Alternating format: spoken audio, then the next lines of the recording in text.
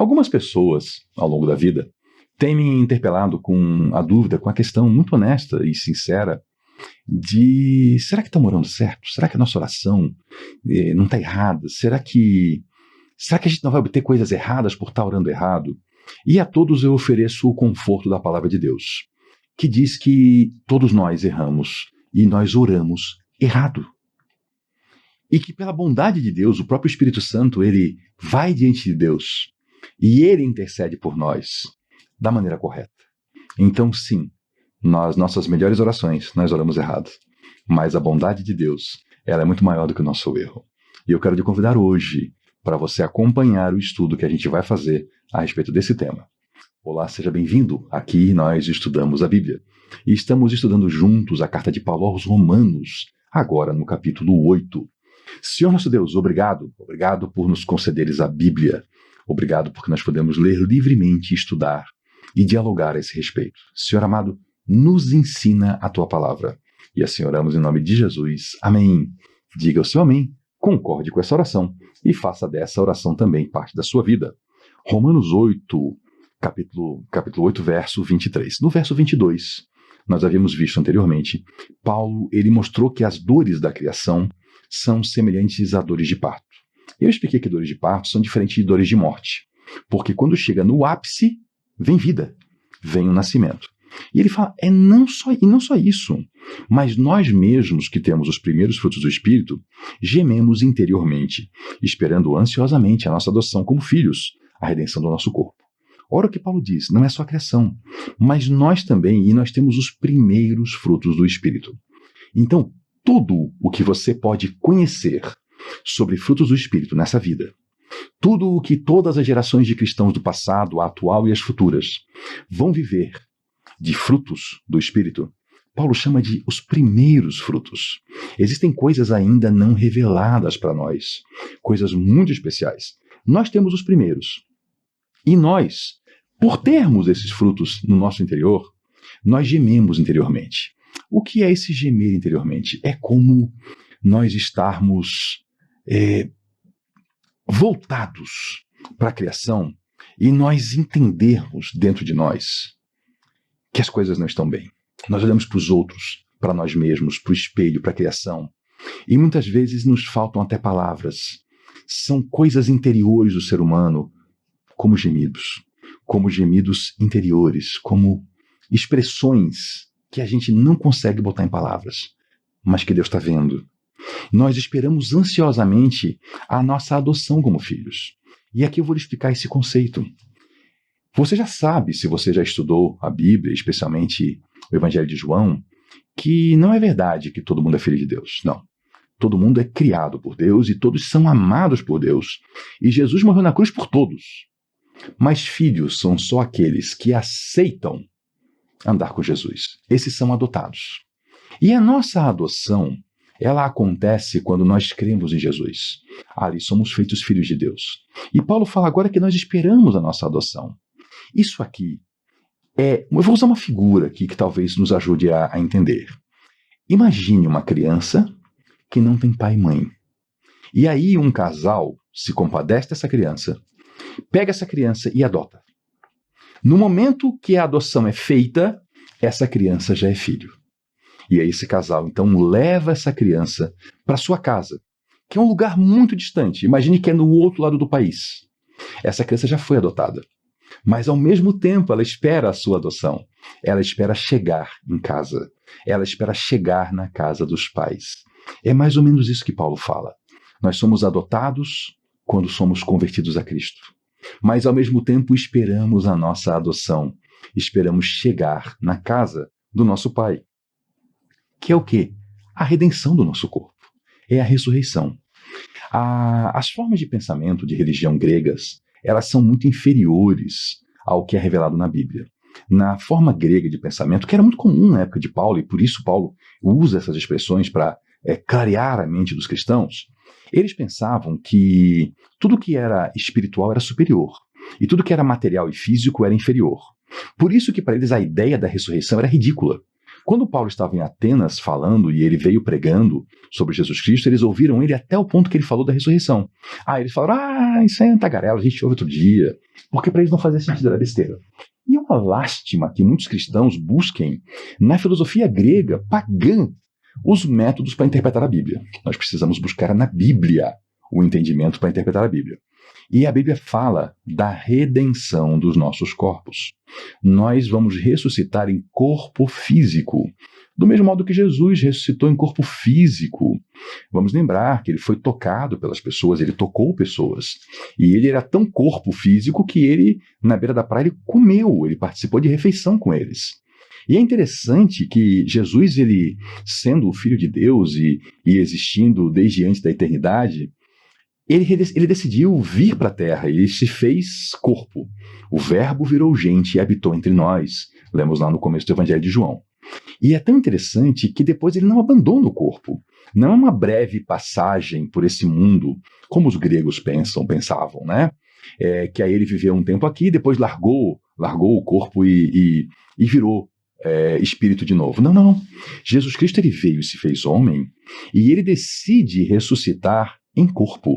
E é nesse corpo que ele sobe aos céus, que ele reina, e que depois ele voltará para reinar nesse mundo. Então veja que a relação nossa com a matéria é muito diferente do pensamento grego antigo. E não compete aos cristãos de hoje tentar ressuscitar esse pensamento morto e achar que tudo que é material é inferior e que o superior é o espiritual. Porque como é que fica então a nossa esperança de uma ressurreição e a redenção dos nossos corpos? Precisamos pensar nisso e olhar adequadamente para a palavra de Deus. Pois nessa esperança nós fomos salvos. Esperança de ressurreição. Mas a esperança que a gente vê não é esperança. É claro, você sabe disso. Eu vou pegar aqui o exemplo de alguém que está aguardando a volta de um membro da família que foi viajar, que está muito longe numa missão. Ora, se a pessoa está em casa, não há esperança da volta. Ela está ali. Então, o que se vê não é esperança, já está vivendo. Então, nós esperamos aquilo que nós não estamos vendo. Quem espera por aquilo que está vendo, mas se esperamos o que ainda não vemos, aguardamos pacientemente. Nós temos calma para esperar a nossa redenção, a redenção do corpo. Nós não esperamos isso com pressa, nós esperamos isso com vontade, sim. Mas um dos motivos para a gente não ter pressa, isso está escrito na palavra de Deus, leia as cartas de Pedro, sugiro. Por que Deus ainda não promoveu o fim e o novo começo de todas as coisas?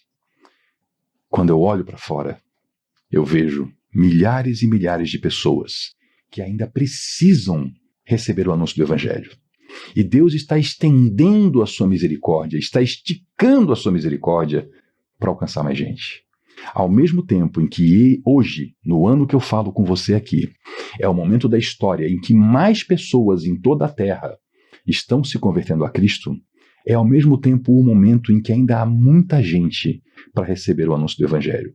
Bem verdade que esse anúncio está chegando já aos confins da Terra e aos últimos idiomas que não havia chegado ainda. Mas isso é assunto ainda para um outro vídeo, né? Esperamos com paciência. Da mesma forma, o Espírito nos ajuda na nossa fraqueza.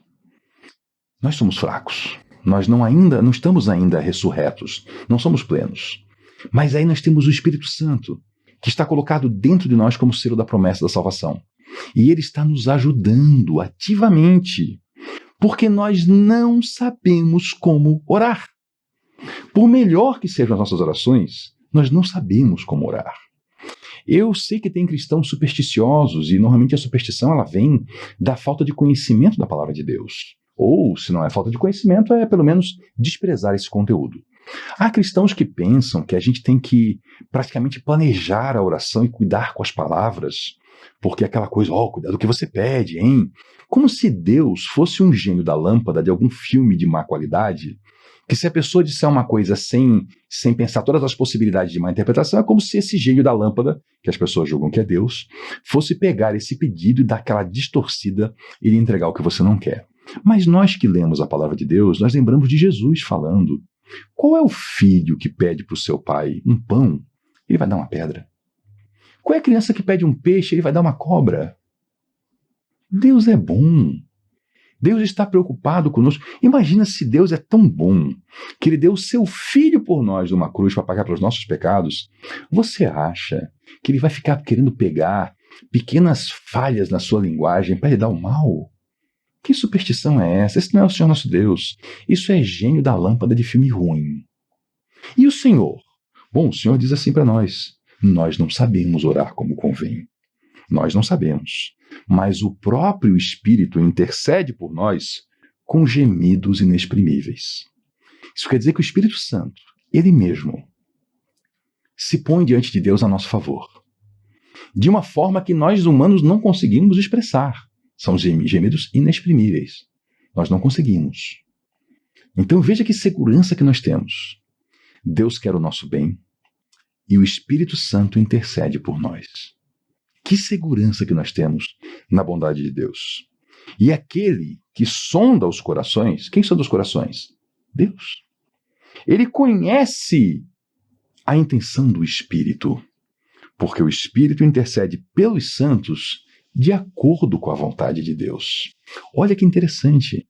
Deus sonda os nossos corações e Ele está ouvindo o Espírito Santo que está intercedendo de acordo com a vontade de Deus em nosso benefício. Então, o que nós temos que fazer? Orar. E orar muito e nunca abandonar o hábito da oração. A palavra de Deus diz isso, então se a palavra diz, nós vamos fazer. Nós vamos orar sem cessar. Não quer dizer ficar 24 horas por dia orando, isso é impossível. Quer dizer não cessar com a oração, é não parar. Não largue o hábito da oração. Não deixe de ser uma pessoa de oração. Continue orando. E de certeza você vai orar errado. Mas sempre que você orar, pelo menos duas coisas estão acontecendo. Uma, você está conversando com Deus. E quanto mais tempo a gente passa com alguém, mais a gente se sujeita a gente se tornar parecido com esse alguém. Então, se você todos os dias investe seu tempo em conversar com Deus, você está investindo tempo em receber de Deus algo para que você se torne mais parecido com o caráter de Cristo. Essa é uma coisa. E a outra, o próprio Espírito Santo está intercedendo em seu favor, mas ele está pedindo aquilo que é o que Deus quer para você. É de acordo com a vontade de Deus. Coisas que eu e você nem imaginamos que são importantes para nós. E como nós não imaginamos, nós nem oramos por essas. O Espírito Santo sabe.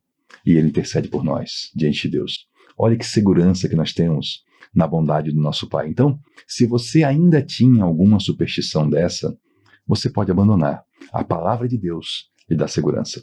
Muito obrigado pela sua companhia. Volte na próxima para a gente continuar estudando a Bíblia. E se esse material lhe ajudou, compartilhe com uma pessoa. Até lá.